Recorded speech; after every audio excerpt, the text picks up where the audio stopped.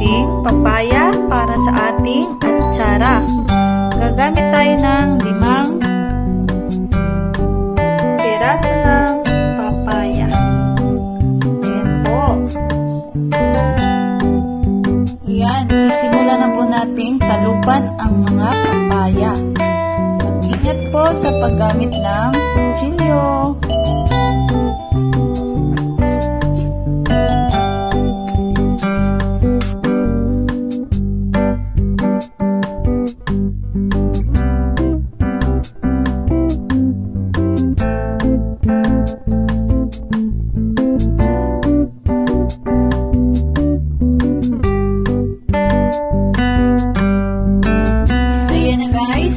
Matapos natin talupan, huhugasan na natin isa-isa.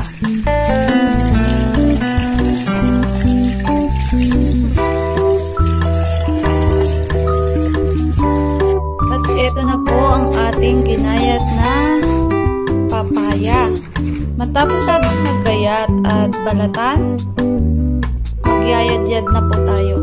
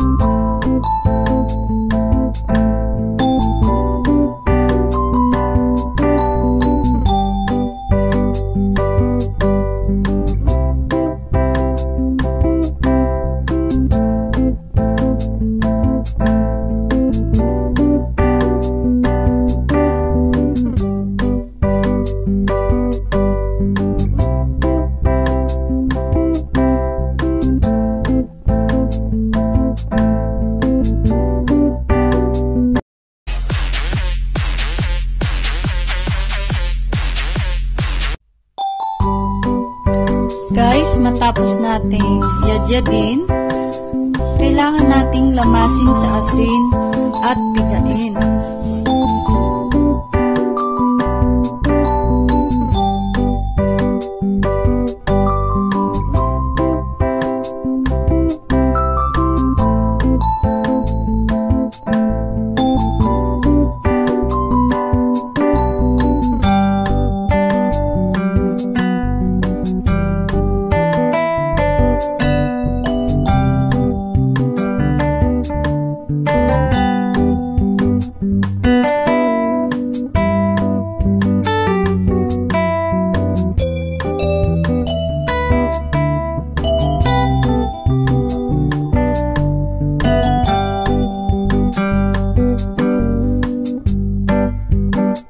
Pagkatapos, kailangan din natin siyang pigain sa isang malinis na tela.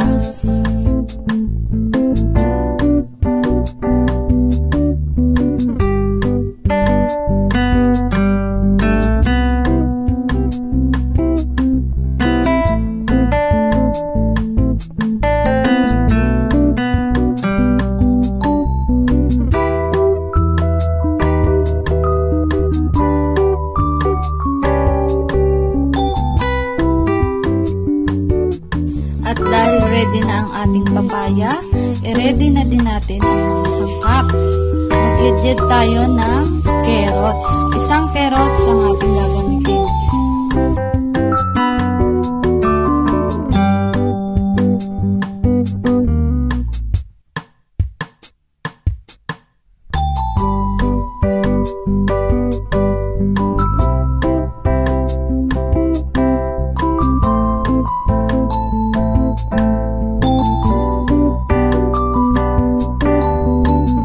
Gayat na din natin ang ating red bell pepper. Isang malaking red bell pepper ang ating gagamitin sa ating atsara.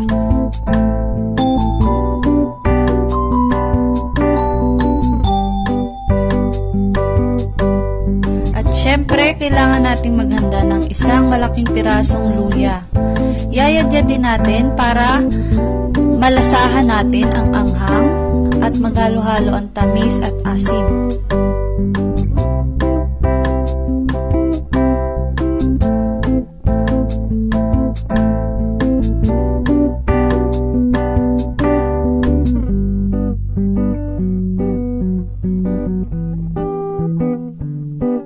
Dalawang ulo ng bawang ang kailangan natin gamitin. Yayadyatin din natin.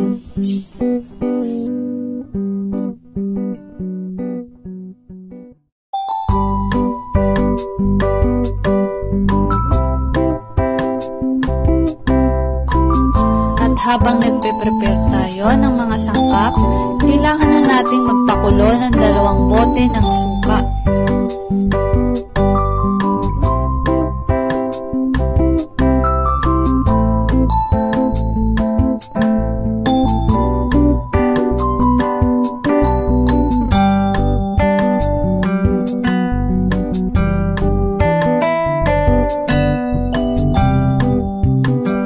At kapag kumulo na ang ating suka, ilagay na ang kalahating kilong asukal.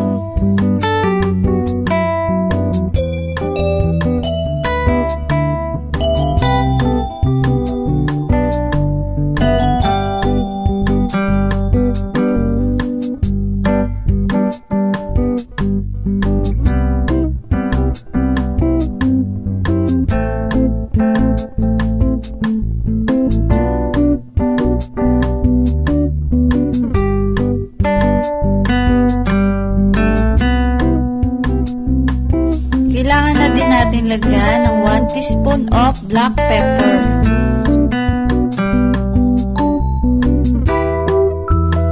At half teaspoon of iodized salt.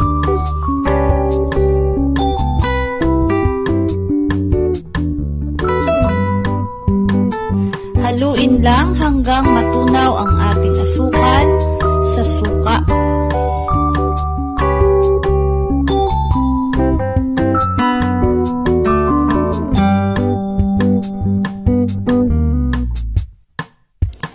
Habang nagpapakulo ulit tayo ng ating suka, balikan natin ang ating mga sangkap. Kailangan natin maghanda ng raisins o pasas at syempre ang pineapple chunk. Maliit na pineapple chunk lang ang ating gagamitin. Paghahalo-haluin na natin ang mga sangkap. Gagamit tayo ng ating mga kamay sa paghalo-halo ng ating mga sangkap. Kaya laging tandaan, maghugas muna ng kamay bago gumawa.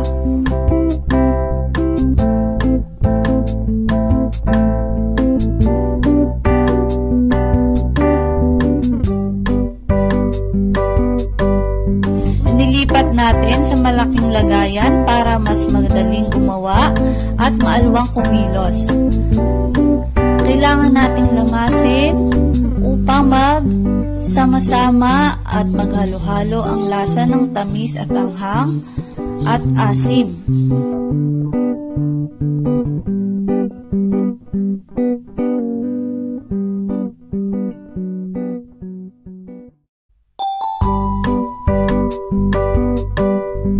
At ayan na, kumukulo na ulit ang ating suka na may asukal. Hahanguin na natin kasi kailangan nating palamigin bago ihalo ang ating dry mixture.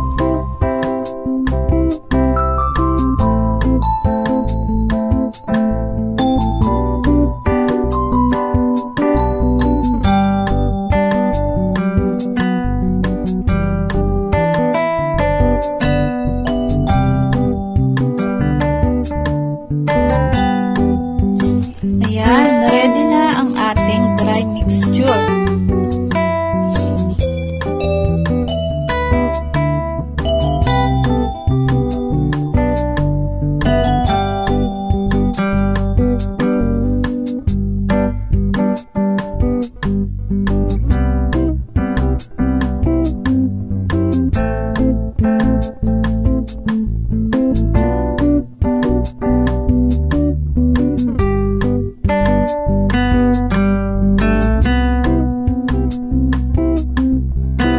At iksinali na din natin sa isang plastic bowl yung pakuluan para mas madaling lumamig.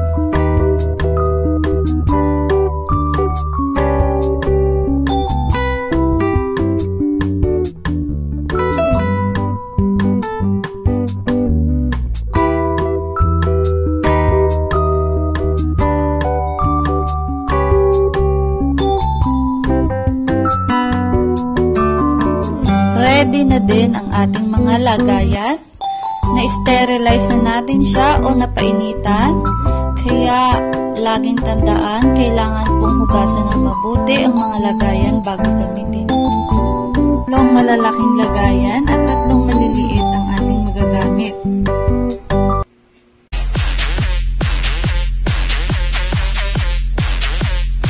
Habang pinapalamig natin ang ating suka, mixture, maglalagay na tayo sa ating mga lagayan.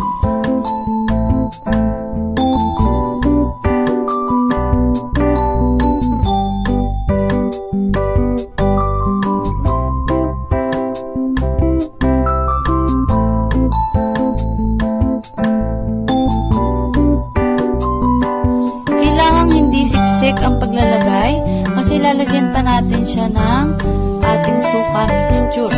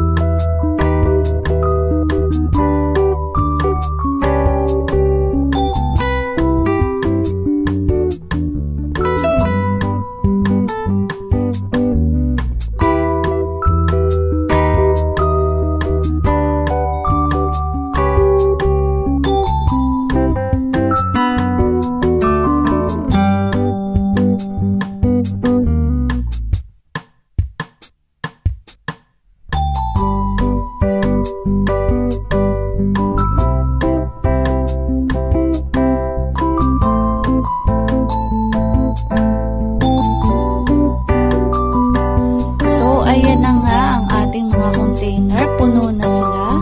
Nakagawa tayo ng 4 na malalaki at 3 maliliit sa 5 papaya.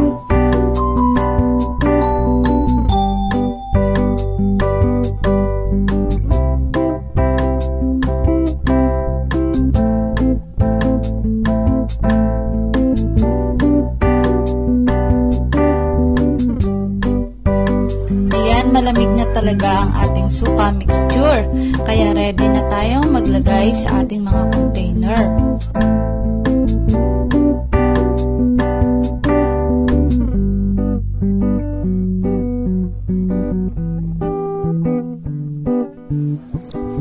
Limang takal ang ating nilagay sa mga malalaki na container at sa maliliit 3 takal.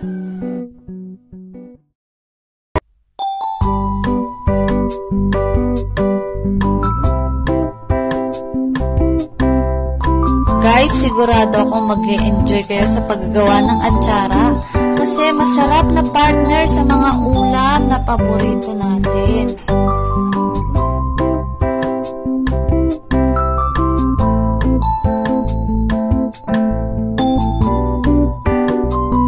Naisipan namin gumawa ng atsara kasi ang daming bunga ng papaya dito sa bakuran namin.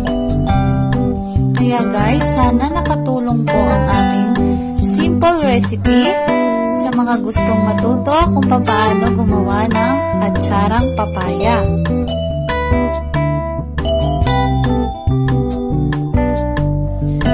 pasok na pangnegosyo para sa mga maraming tanim na papaya. Napakasimple lang po at pasok sa budget nyo. Malamang mag-e-enjoy pa kayo sa paggawa ng atsara.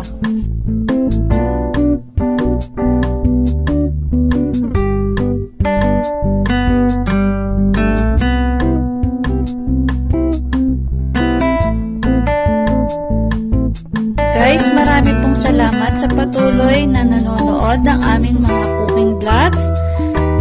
Patuloy na sumusuporta sa amin. Maraming salamat po.